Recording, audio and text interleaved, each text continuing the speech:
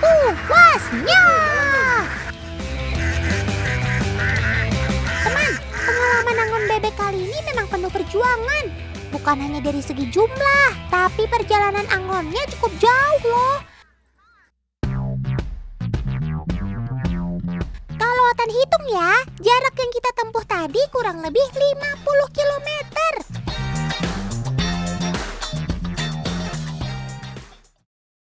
Pasukan balik kanan, jalan! Wih, gak berasa ya, sekarang sudah waktunya pulang ke kandang. Bebek-bebek petelur ini juga nampaknya sudah kenyang kan? Sama seperti berangkat, mereka terlihat antusias saat digiring pulang oleh Bunda Iin.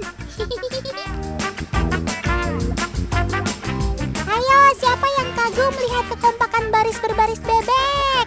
Ternyata sifat tertib berbaris ini bukan sifat alamiah bebek, tapi ini semua karena bebek mempunyai tingkah suka meniru. Mereka akan bersikap seperti yang dilakukan kawanannya, termasuk berjalan dan mencari makan. Maka dari itu, bebek bisa kelihatan sangat kompak. Antrian mulai tersendat saat menaiki mobil, pemirsa. Apa mungkin karena kalian habis makan jadi terasa lebih sempit ya, sob? Semua sudah naik? Lapor, pasukan siap dipulangkan, Bun. Lupakan yang sedih-sedih. Lebih baik kita lihat nih kekompakan para bebek. Coba teman perhatikan baik-baik ya. Bunda Iin lagi coba membelah lautan bebek tuh teman. Tapi apa yang akan terjadi?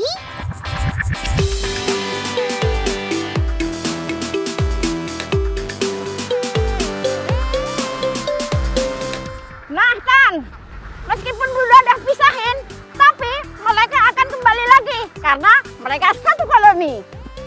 Yuhuu! 100 jempol buat kekompakan para unggas ini deh. Hidup berkoloni dan sudah dipisahkan dari kelompoknya.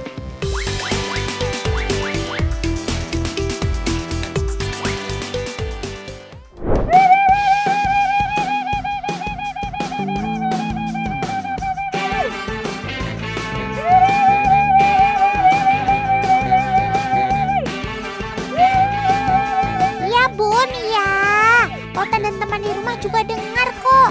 Gak usah pakai pengeras suara juga, Kale. Otan pede banget deh. Padahal Bunda bukan manggil kita, teman. Nih, Bunda lagi berusaha mengarahkan ribuan bebek ini dengan pengeras suara. Sebetulnya ketika diangon, bebek itu lebih peka terhadap suara atau gerakan dari tongkat bambu ya. Nah, dari dua percobaan yang Bunda lakukan, ternyata bebek memiliki respon yang berbeda. Reaksi bebek sama-sama bergerak, namun dengan tongkat bambu, gerakan bebek lebih kompak dan menuju satu arah. Tapi jika hanya diinstruksikan lewat suara, bebek bergerak tak terarah. Jadi teman-teman paham ya, kenapa para peternak selalu membawa tongkat bambu? Bukan karena sakti, tapi lebih efisien untuk mengangon ribuan bebek ini.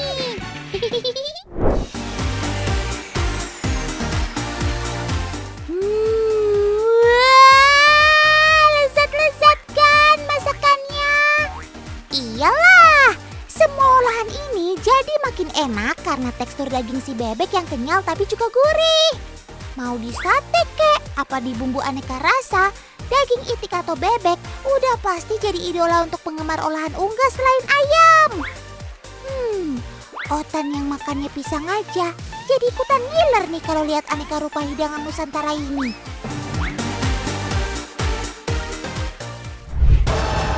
Waduh, yang barusan lewat itu apa ya? Om editor, tolong pause gambar tadi dong. Burung jenis apa yang bisa terbang rendah seperti ini? Atau jangan-jangan ini acara komunitas aeromodeling? Teman, ayo kita selidiki lebih dekat.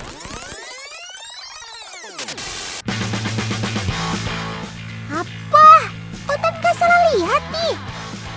Itu ada bebek terbang. Bukan motor bebek loh ya, tapi bebek beneran. Canggih. kelihatan cukup takjub melihat kemampuan bebek-bebek di sini. Dan momen unik ini terekam di Payakumbuh, Sumatera Barat. Yuhuu! Lagi-lagi kita belajar satu tradisi unik masyarakat Minang, teman. Nah, tradisi menerbangkan bebek ini dibungkus dalam perlombaan yang disebut pacu itiak. Itik bukan sembarang itik, karena semua yang dilombakan sudah dilatih menjadi atlet. Tapi kesempatan kali ini kita baru bisa menyaksikan latihan pacu itik, teman. Gimana nggak disebut atlet coba? Puluhan itik ini dilatih setiap hari menjelang perlombaan. Persiapannya nggak main-main kan? Nah, usia itik yang bagus untuk dilatih sampai jadi atlet profesional mulai dari umur 6 bulan, teman. Memang apa bedanya ya itik biasa dengan itik pacu? Coba kita lihat lebih dekat yuk. Loh. Waduh, bukan ini Paman Editor.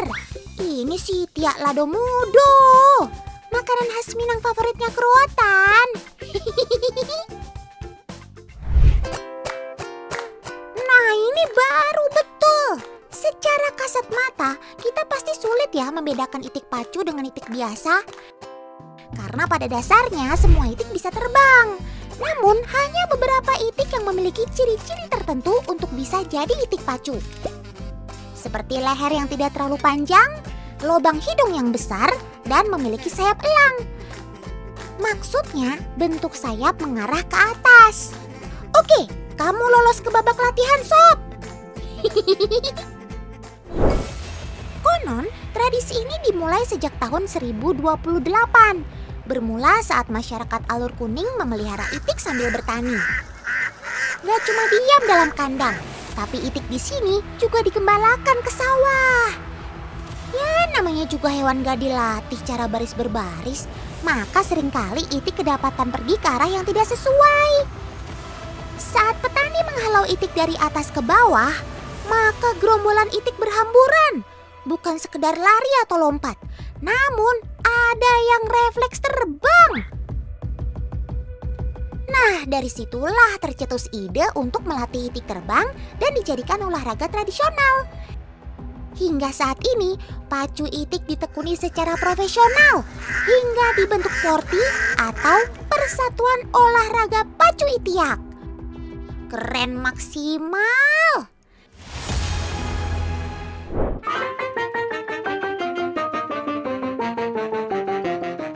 Sekarang Kak Angel nggak mau kalah sama abang-abang dan bapak-bapak di sini.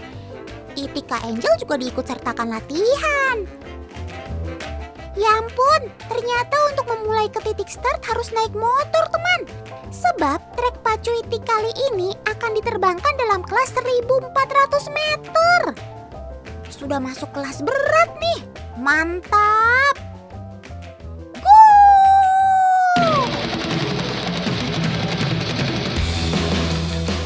Bayangkan teman, di Google saja perjalanan ditempuh dalam waktu 2 menit dengan sepeda motor dan 22 menit jika berjalan kaki.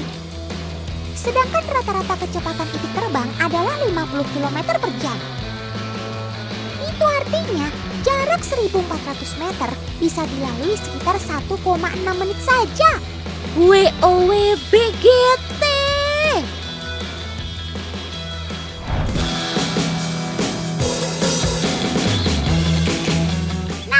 Latihan sudah selesai, waktunya main di air.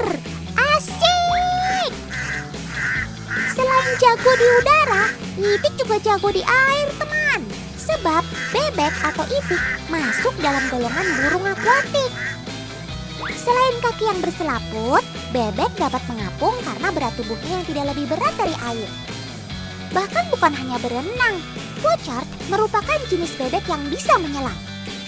Mandi selesai, waktunya handukan. Salah ya? Cara itik mengeringkan tubuh dengan mengibaskan bulu badannya dan berjemur di bawah matahari.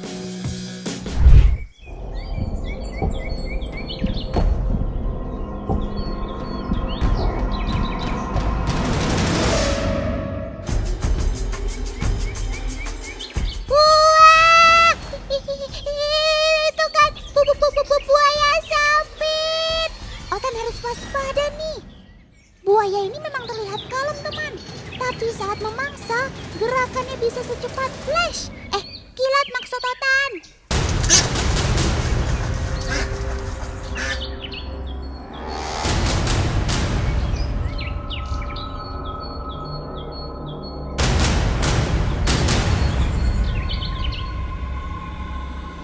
Untungnya si Itik gesit menghindar teman. Kamu jangan main di sini ya Itik. Cari tempat main yang aman dan jauh dari si buaya ya.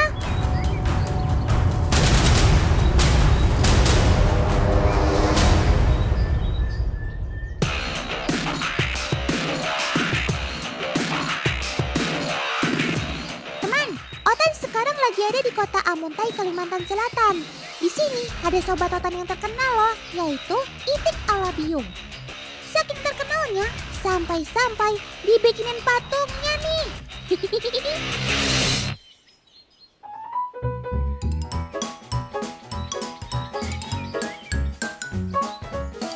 Oh iya teman, Itik Alabio adalah itik asli Indonesia loh. Mereka hidup berkelompok dalam jumlah besar. Secara fisik, bulunya berwarna coklat dengan bintik putih pada seluruh tubuhnya. Paruh dan kaki itik alabio juga memiliki warna kuning terang. Sobat Otan ini biasa mencari makan di daerah rawa-rawa. Keong-keong kecil dan binatang amfibi lainnya adalah menu makan mereka. Karena itu, budidaya itik alabio di Kalimantan Selatan masih dilakukan secara tradisional. Sobat Otan ini dilepas di rawa dan diangon menggunakan perahu kecil seperti ini.